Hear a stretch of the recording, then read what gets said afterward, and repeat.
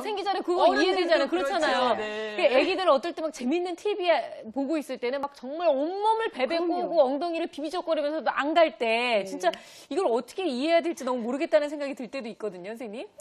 뭐 아까 말씀하신 경우가 제일 흔할 거예요. 아마 소변을 참는다는 게 애들이 이제 TV나 이런 뭐 재미있는 게임에 집중을 하고 있을 때 이 순간을 놓치고 싶지 않아서 마려움에도 불구하고 자꾸만 자기가 미루는 거죠. 그러다가 정말 더 이상은 못 참겠을 때 조금씩 싸거나 그러는 경우가 있는데 그런 경우는 뭐 어머님이 가르치시는 수밖에 없습니다.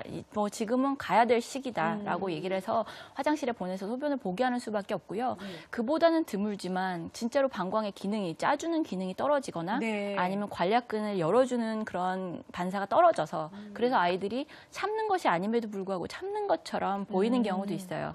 그런 경우는 이제 아무래도 더 정밀한 검사를 통해서 원인 분석이랑 치료가 필요하겠고요. 또 흔히 있을 수 있는 것이 염증이 있을 때 특히 남자아이들 같은 경우 고추 끝에 염증이 있다거나 여자아이들 경우도 외음부에 염증이 있을 때 소변 보는 게 아프니까 그래서 아픈 것 때문에 자기가 안 보려고 참게 되는 그런 경우도 있을 수 있습니다.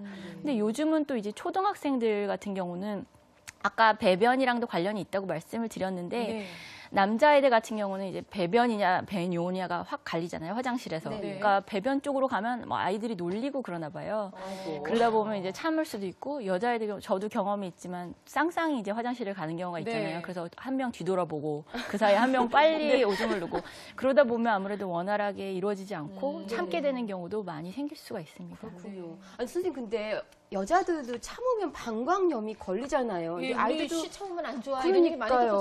아이들도 참고 있다 보면은 방광에 무리가 온다거나 신체적으로 안 좋은 일이 생길 것 같거든요. 물론 무리를 줄 수 있고요. 방광에 소변이 제대로 빠져주지 않고 계속해서 쌓이다 보면, 그러니까 흔히 말하는 참는 거죠. 그러다 보면 이제 방광 내에 압력이 올라가면서 그 압력이 방광에도 안 좋은 영향을 미치겠지만 신장까지도 파급이 될 수 있어요. 그리고 소변을 보다가 다시 참게 되는 경우 나가던 소변이 다시 들어오면 염증이 쉽게 걸릴 수가 있고 뭐 악순환을 계속하게 되는 거죠. 근데 선생님께서 지금 그 아이가 참는 것 외에도 이러이러한 이유 때문에 참는 것처럼 보이는 경우에 말씀하셨잖아요. 뭐 기능적인 이상이랄까.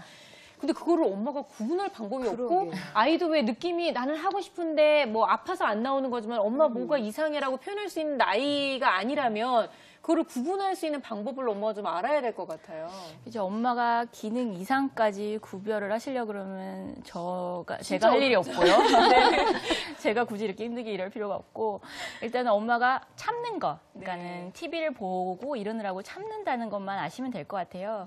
그래서 아이가 뭐 상황을 파악하시면 될 것 같은데 한 소변을 본 지 3시간이 넘게 되고 물도 먹을 만큼 먹었는데 텔레비에서 너무너무 재밌는 게 하고 있고 아이는 그 앞을 뜰 줄 모르고 그걸 보면서 몸을 베베 꼬고 뭐 이렇게 막 남자애들가 저는 고추를 잡기도 하고 뭐 이러면서 참는다 그런 게 보인다. 상황상으로는 우리가 보면 당연히 이제 참고 있다는 것을 알 수 있죠. 그럼 그건 참는 겁니다. 근데 그 외의 상황들은 잘 모르시겠으면 전문가한테 이제 자문을 구하시는 게 좋을 것 같아요. 근데 반대로 말이죠. 참는 것도 문제지만 이걸 자주 가는, 그러니까 그 요의가 빨리빨리 느껴지는, 자주 느껴지는 경우도 문제가 되지 않을까 싶은데요. 금방 갔다 왔는데 조금 있다 또 그랬다고 그러고 또 말했다고 그러고 그러면 이것도 좀 이상한 게 아닌가 싶을 때 있잖아요. 사실 그거는 이제 빈뇨에 해당하는 부분이고요. 또 이제 애들이 참지 못하는 아까는 참는 거에 대한 얘기를 했었는데 지금은 이제 참지 못하는 그러니까 마려운 느낌이 듦과 동시에 당장 가지 않으면 쌀 것 같은 그런 요의를 갖다가 절방뇨, 급박뇨라고 얘기를 하고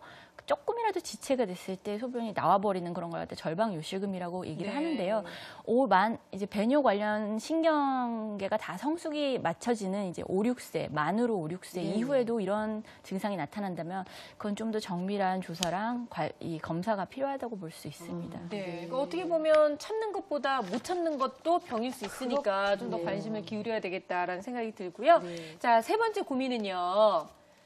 소변을 자꾸 팬티에 지려요입니다. 아마 대부분의 어머님들께서 뭐 이런 고민과 불만들을 다 갖고 계실 것 같은데, 근데 저는요 소변도 그렇고 뭐 대변도 그렇고 아이들이 자꾸 이렇게 뭐 팬티에 지린다 이 부분에 대해서 좀 이렇게 얘기하고 싶은 게 애들이요 변기에 네. 오래 앉아있지는 못해요. 쉬하고도 갑자기 조금만 이렇게 기다리면 똑똑 떨어지고 깨끗하게 해결이 될 것 같은데 벌떡 일어나고 응아도 벌떡 일어나가지고 뭔가 뭐 금방 금방 튀고요. 있고 그러니까 이게 좀 이렇게 지리는 것과는 다르지만 뭔가 팬티에 이제 묻는 상황이 되면서 어머님들이 아 얘가 뭔가 문제 있는 게 아닌가라는 생각을 또 하게 되는 경우도 있거든요. 예, 맞아요. 그래서 사실 그 말씀하신 거는 이제 지리는 거랑은 틀리죠. 지린다는 것은 자기의 의지랑 상관이 없이 팬티에 묻어나거나 흘러나오는 것을 얘기합니다. 네. 그래서 아이들에선 뭐 어머니들이 지린다라고 얘기하는 우리 애 임신과 출산을 네. 반복하면서 네. 재채기하거나 뭐 줄넘기 할 때 새는 거랑은 조금 틀린 감이 없지 않아 있지만 그런 경우도 드물긴 아이들한테서 있어요. 찾아볼 수도 있고 또 웃음 요실금이라고 해서 깔깔깔깔 웃다가 소변을 확 싸버리는 아이들 있어요. 그런 아이들이 있습니다. 네, 있어요. 너무 그래서 당황스럽겠어요. 굉장히 애들은. 드물기 때문에 이건 또 치료가 이제 또 따르게 들어가는 치료지만 네. 이제 드물게는 그런 경우도 있지만